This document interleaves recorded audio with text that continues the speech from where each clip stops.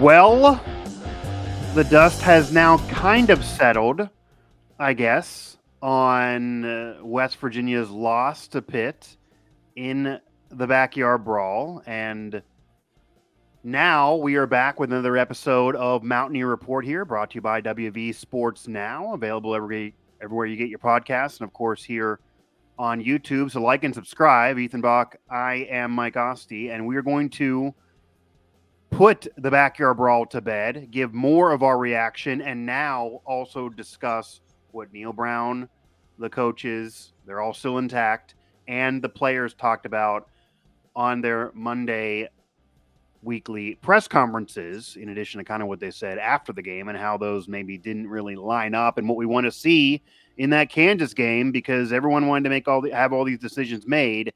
I kind of knew they were going to let the Kansas game play out and then have that bye week. The bye week comes right after Kansas. So depending on how that goes, a lot of time for Ren Baker and company to think about things. So Ethan, this is the easiest question of all. I asked it actually on our show before we had Johnny Patrician on and did the preview show for the Brawl. And at that time you gave me a yes, but you also called the Brawl a must win. And they did not. And after the miserable showing against Penn State, only the FCS win, and then blowing a 10-point lead to Pitt, even though it's on the road, I got to ask again, where are you on the meter of trust in the climb? Are you trusting this climb right now with a 1-2 Mountaineers team that had a lot of hype entering this year and going into Big 12 play? No, I'm off the climb. You can't. I don't think you can be on the climb at all in this situation, especially just all situations considered from the off season, like we've talked about for the whole year. Bring a lot of quality players back. You don't really lose anybody to the portal specifically. And I think, like we've talked about, we expect them to lose Penn State. It's the way they did it. It's with all the hype. It's with McAfee, Big Noon Kickoff being there. Yeah. So this was their opportunity. This was Garrett Green's opportunity as well to bounce back in a rivalry game on national television. And they squandered a 10-point lead under 4 minutes to go. So that was probably the worst way Neal could have lost that game other than losing by 40. So, yeah, unless it was like Penn State. This is the other really bad way to lose, where you blow a game, because as Brown and Garrett Green both said, regardless of everything else that happened, and certainly there were many points in that game that ended up being a loss for the Mountaineers, you just shouldn't lose a game you're up by 10 with under 5 minutes, especially if you think you're evenly matched with the opponent, if not having more talent. You had a better year last year. Your roster's ranked better all across the board. Doesn't matter where the game's played or who it is, a rivalry game or not. You just can't lose a game up by 10 points in that situation in the final minutes. Cannot happen. And this is a Pitt team. I understand it's a rivalry game, but this is a Pitt team that needed everything to come back against a Cincinnati team that's going to finish at the bottom of the conference probably. So, and West Virginia beat that same Cincinnati team by 3 touchdowns last year, Morgantown. So it's year 6 with Neal Brown. It's like he needed that Pitt win to even convince the pro trust climbers to stay on with him. And I think even they are off now. Yeah. And it does feel that way now. And it also almost feels like the loss this year kind of ruins the love of the win a year ago, because Pitt fans now have the ammunition to be able to say, well, when it's not Phil Jerkovic throwing the ball to the other team, we're able to get the win. He pretty much blew that game for Pitt, and yes, West Virginia won it and had to win it with Garrett Green hurt, but it's not like that was an incredibly impressive win. We talked about with Johnny, Neal Brown brought it up, Pat Narduzzi brought it up. The way that game unfolded, West Virginia should have won by 30 points. They only won by 11 points, but a win's a win. But then when you follow it up with a loss as a favorite, they were the Vegas favorite despite having that Penn State game and Pitt being undefeated. And then you blow a chance to win on the road, because even if West Virginia wins next year in Morgantown, the rivalry is going to close with everyone saying, well, the home team wins, the road team loses. We'll see what happens at the end of the decade when they play again. If West Virginia could have won on the road in Pittsburgh, that would have made a bigger statement, even regardless of what happens next year. It just didn't happen, though, and they blew a 10-point lead. And then you look at the whole game, you have the punt mishap after Oliver Straw, and we found out it's true. He decided to do that on his own. That was a big momentum shifter to convert. And then not long after, Pitt scoops up a punt, scores. So that's 7 points that shouldn't be there. You get a touchdown called back, and we're not going to talk about the refs on this show. It's already been talked about enough, but that would have been momentum. That gets called back. And then, of course, you blow it at the end. And again, it's the way that they lost and the way they blew the game, Ethan, as you're talking about, where Eli Holstein, who he's looked really good, you give the kid credit, but he's still a redshirt freshman. Many who cover Pitt thought it was Yarnell's job to lose, and ends up being Holstein, who now apparently is the saving grace and a future Heisman guy, if you ask a Pitt fan. And he scrambled around like crazy. I don't think they were expecting it, even though they've kind of done an about face. And TJ Jackson went from saying he wasn't expecting the scrambling to now he was expecting it. I don't know what happened in 2 days other than somebody got in his ear. But they look like they weren't ready. So I can just watch the film and see that. He scrambled all over. And the pass defense, I'm not sure how to describe it other than horrid. I mean, bad. There's no negative type of word to describe. Yeah, like bad, awful, horrid. I mean, if you look up the rankings, I literally think they're the second worst pass defense in the whole country, which is just out of control, insane. The pass defense that Garnet Hollis was on with Northwestern last year was better than this one, and he's on this one. So, it's just really, really, really bad. There's nothing else even to say about it, and that allowed Pitt to come back and get the victory. And it also was a situation, I don't know about you watching, it felt like, which is why I even asked Neal, and maybe I'll get your thoughts here real quickly on this, I would have literally just let Pitt score. Once you get down to 3 minutes left and the defense was, I would be like, screw it. Go ahead. I'm just not even going to run down the field now. And then just give Garrett Green as much time as possible, because that final possession was so bad too, where he looked out of sorts. He didn't know what to do. He looked like he was trying to throw a pick. Honestly, it looked like a really confused Garrett Green, and Brown put some of that on him, but who knows, because Green didn't look composed. I would have just let Pitt score on that final drive rather than them taking so much time when you knew they were going to get in, even once they got to the goal line. Did that pop in your mind? I mean, Neal gave the explanation that they had that D lineman kind of in the back end for a while. They didn't do that in the goal line play, so they thought they would have had a better matchup with a corner on a lineman, on their O lineman. But I don't know, man. I would have just let Pitt do it and then be done with it, maybe, and then preserve the time. Yeah, I think anybody that's played a football video game knows that situation, to where you call your timeouts, you save as much time as you can. It's a video game, yeah. It's Neal Brown playing Madden in that situation, and I agree. Like, they should have let Pitt score, but then at the same time, when you even with Garrett's last possession, like you said, it looked like he was trying to throw a pick. So did the time even matter? He might have been trying to play. He might have been trying to play hero ball if they had 70 seconds instead of 40.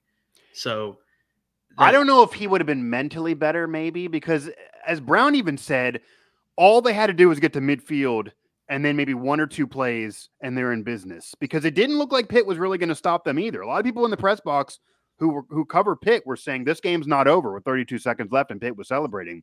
I'm sitting there saying, yeah, it is, because I didn't trust Garrett Green to come back at the end, and I knew Pitt was going to score there. But realistically, 30 seconds it's not like there was 5. I mean, there was time to do 3 or 4 plays. If you would have let them score and had a minute and a half, then you would have had time to do 5, 6, 7 plays, with the middle of mixing in a first down or 2 in the middle there. It just seemed like regardless of how much time was left, West Virginia lost all that momentum. They did lose, man. And it wasn't even like, oh, they just lost slight momentum. That went from 100 positivity with 4 minutes left to 0 by the time they got the ball back with a couple seconds. The strangest thing, though, is because I thought that, but after the punt mishap, they managed to score after that, which was impressive. Yeah, they scored 10 points after that and built the lead. I thought that was it. So they actually kind of brushed their shoulders off and managed to to take momentum back. That could have been a backbreaker. Past West Virginia teams we were even talking about in the box would have absolutely folded when that happened. And then even after Hudson Clement's TD got called back, they still were rolling. The next possession, they're rolling. They're driving down the field again. So those momentum killers that normally you would think would kill a mentally weak team did not kill them, but then they lose anyway. Yeah. So they lose anyway, they blow it anyway. And I really think this comes down to the defense is just not good enough. I mean, I have a whole commentary ready to go. The Green's disappointed. He's not been nearly what's advertised. We can talk about all the miscues on offense, and they've been there. Some penalties were legit. Some others you can argue. They weren't perfect across the board, and you can't have the punt blunder. But at the end of the day, the defense lost that game. Yeah, 100%. And yeah, I mean, the offense did put 34 points up despite all the issues. Maybe they should have put 40, but you shouldn't have to score 40 to win a game.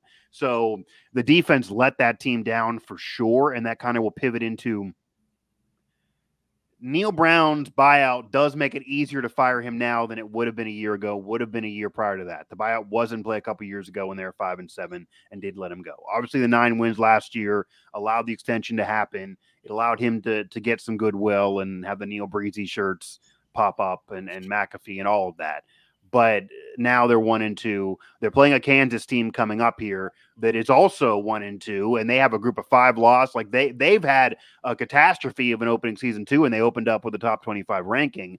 So it's almost like something's got to give that one of these two teams' season's going to be ruined, and one of them, I guess, can continue on. But they had a lot of problem with Jalen Daniels, and if you think Eli Olstein's going to run around, I'm telling you right now, breaking news. Daniels is going to run around. So that should not be a debate like it was this past week. He's going to run around. But separate from Brown, because I think they're going to let linger a little bit to decide on Brown, although it would be easier to do this midseason than in seasons of the past. But I think Jordan Lesley is coaching for his job. I could see even a loss where Brown stays a little bit into Big 12 play, but I do think Jordan Lesley's coaching for his job. I didn't think they were going to do it before a game when you have a bye coming up. But if they allow 30-plus points, 300-plus yards passing again, I do actually think they will fire him, and that'll be the domino that falls before Brown. I think they'll do that before Brown. Where are you on what you think will happen and what you kind of want to happen with Brown, Lesley, that whole staff? I know you're no longer trusting the climb. Really, neither am I. Neither is anybody. But I also don't see how this season changes. You fire Brown now, even probably if you fire Lesley, this season's probably lost regardless. There's no point in, to me at least, with a mid-year fire of Neal Brown. Unless it's the final couple games of the year. Yeah. Ren Baker last year for basketball was searching all year. He had all year to search, and that's right. And right. I guess morally it's not right for him to go search now, but I guarantee you, like he's talked to us about, he probably has Excel sheets and all this analytical information about other coaches in the entire NCAA. Yeah. And he knows the value of the football and basketball program, because anytime anyone asks him on shows, he immediately jumps out and saying, no, that's not right. This is the value. He has spreadsheeted out the value. So the man would be ready to go to do a national football search right now with that program, and I think secretly enjoy it. And I just don't see a point in firing Neal Brown middle of the season. He does a lot of stuff right within the program, the culture, development, everything but freaking win. Everything but win games. So it's kind of an. I would say until they're not eligible to make a bowl, then you start that transition. Once they get the 7 losses, I think it's time. But then like Jordan Lesley, that defense has not been good for a few seasons now. It's been at least since 2020, 2021. Yeah. Last year, this team needed to score 35 to 40 points to win games. Yeah, except for the Brawl and a couple other games. The Brawl, the defense showed up. Yeah. Yeah. So, like the first game that pops, or first couple games that pop up, Houston, Oklahoma State, those are games that the defense just has a couple of solid possessions more than they did. They win those games, and then you're looking at 11 wins. So, I think it's time for Jordan Lesley. I think Neal Brown's got I don't want to use the word have a scapegoat, but Neal Brown's got to make a move, and he's at the point now where he has to almost unleash a Neal Brown that's aggressive of fighting for his job, because that's turning into what this is. Yeah, and he's become a little more of an aggressive coach, and that's kind of what he was last year. He got kind of aggressive because I've said this to you before, I think going into that year last year, he had a I don't give a you-know-what attitude because he figured he probably was getting fired.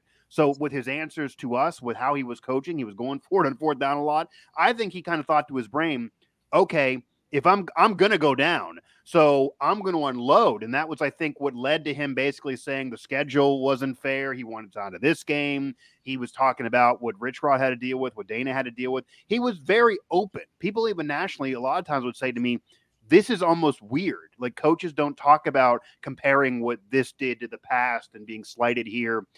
It came across like Neal Brown was just going to air grievances knowing he was going to get fired and just let everybody know, I'm going to get fired. This is my opinion here.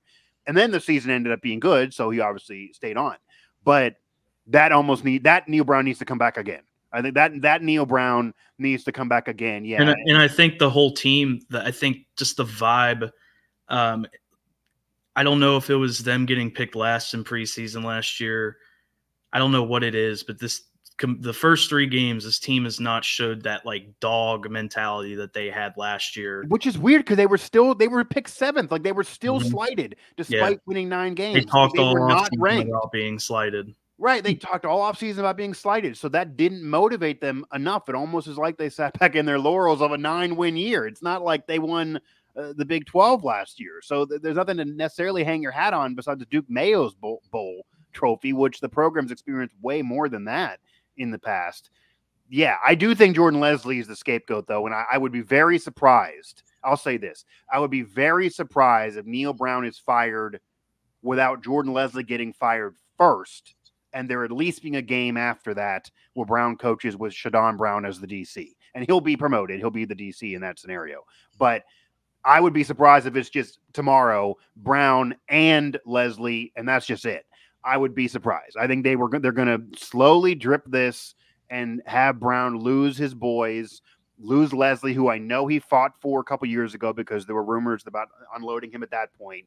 And if you're going to tell me it's a deeper secondary, it's a deeper defense, what Brown and Lesley both said, it is worse. It is not deeper. And yeah, they're finally going to play some backups.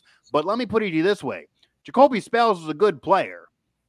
He's not the saving grace of this thing. So it's nice they're going to finally play some backups, but how is it going to be better? So Jordan Lesley is the guy that's coaching for his job against Kansas, and that is a must win. I know it's only week 1 of conference play, and if they lose, they'll say, well, they're still in it because the other games are basically exhibitions. But no, 1 and 3. Statistically, they're still in it, but vibe. I mean, we're going to hear that it'll be Thanksgiving and they're going to be right in there because it's a Big 12 race because of the new playoff rules and all of that. But no, I mean, they got to collect some W's here, and Kansas is not clearly that good of a team, and they're a little bit overrated too. They also don't have a defense. So put the over on the board. Bet the over 100%. Right now.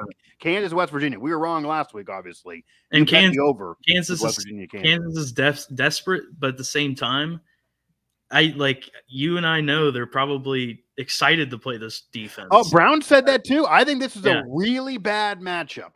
Really, really, really bad.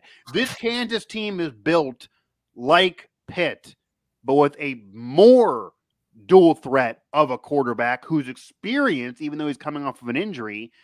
And yeah, they have a different OC, but it's the same offense as last year. This Kansas team has been together, whereas Pitt kind of is new this year. I think this is a really bad matchup, that it could end up being a 20-point Kansas win. That is how bad of a matchup this is.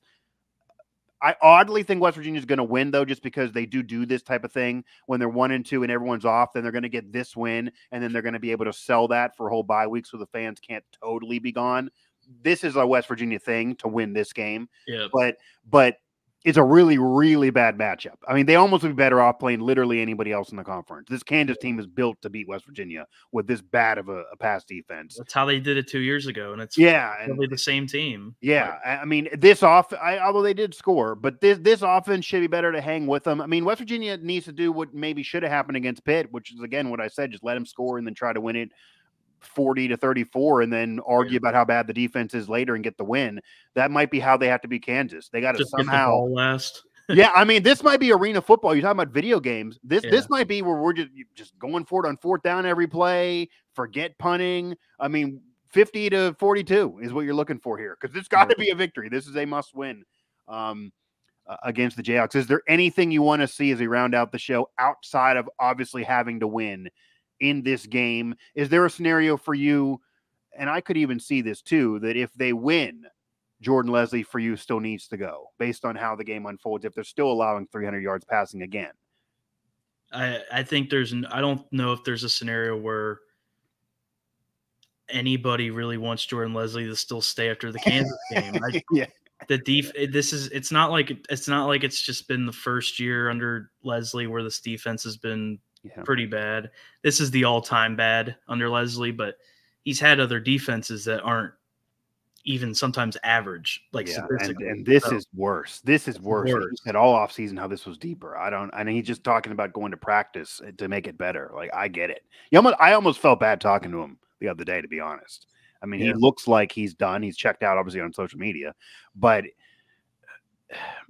that's the only thing we didn't get to in the presser, because I admittedly almost felt bad to go in that direction, because he looks like he's defeated. Now, Brown, I will say, for anyone who wants a glimmer of hope of a climb, trust her still, and pretty much everyone's off the climb now in year 6 and only the 1-9 win season to brag about. Brown does not look like Lesley. Brown does not look defeated. Brown looks like almost what I'm saying is true. It looks like Brown's aware that he's going to be the second man gone, not the first. Like, he looks like he has some time to fix this, whereas Lesley looks defeated. And Brown does look like he is seemingly thinking it is wide open in the Big 12 and the new college football playoff rules. You can't 13-9 this thing. I mean, you arguably have out-of-conference games be almost exhibitions.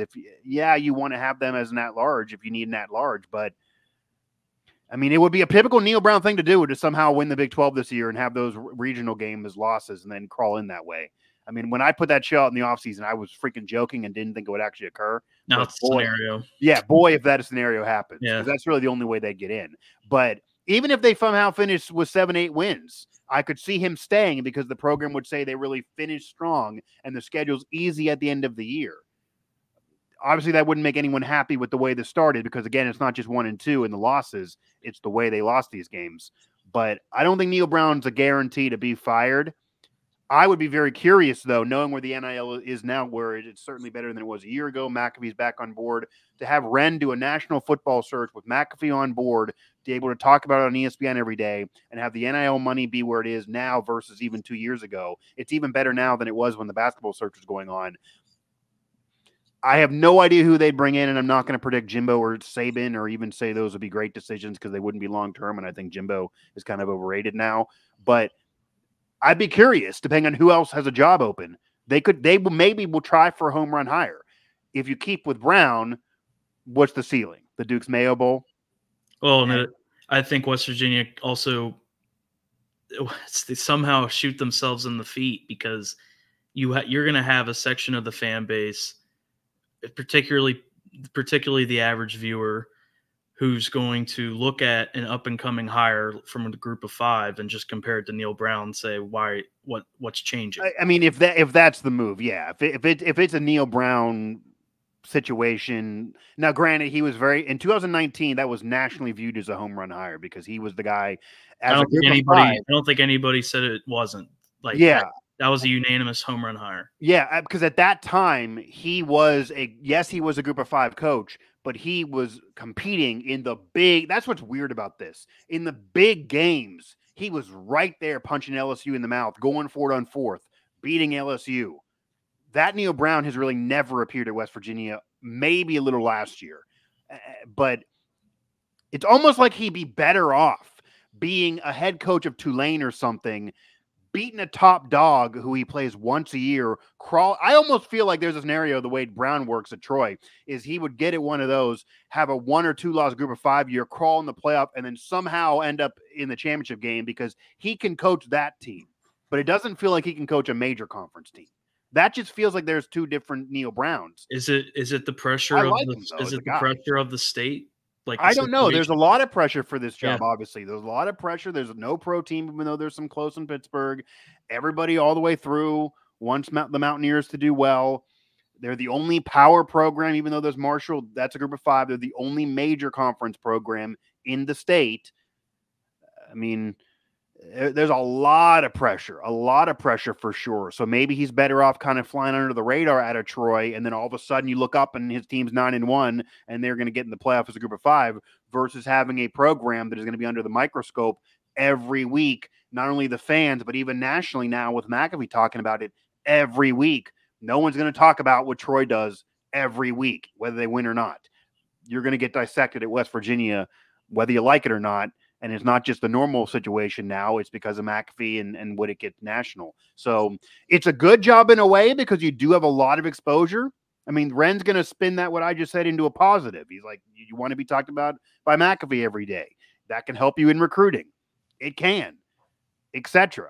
But maybe Brown doesn't like that positive. Maybe that's a negative in Brown's eyes. I don't know. I'm not going to try to be a psychologist here. I'm not going to go into this any further. I do think Brown's a great guy. I was happy for him last year.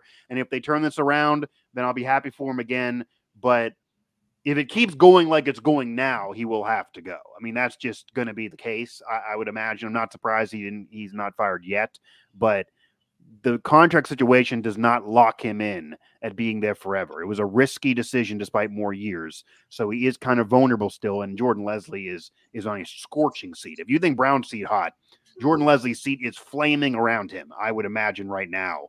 And if they go to lose to Kansas or allow 300 yards again, then go in the bye and come out of that bye with Jordan Lesley still as the DC, if that team's 1-3, then I think you're going to have fans not even going to games. Yeah. I mean, right now they're off the climb, but I do think they'll show up, at least the student body. Then you're going to get probably bags on your head, and it's going to be a real embarrassment. So I think they'd be forced to do it at that point. But that'll do it for this, as it became a rant edition of the show. But honestly, I knew this was going to unravel because that game just kind of gets you going. I mean, that was just one of those, you can't lose that way, and they did. Ethan Bock, Mike Asti, click subscribe, download, find us on WVU Sports Now for our coverage. And we will have a preview show as well for that Kansas game, which, yeah, it's a must-win game. And it's a must-win game for Jordan Lesley more than anyone else.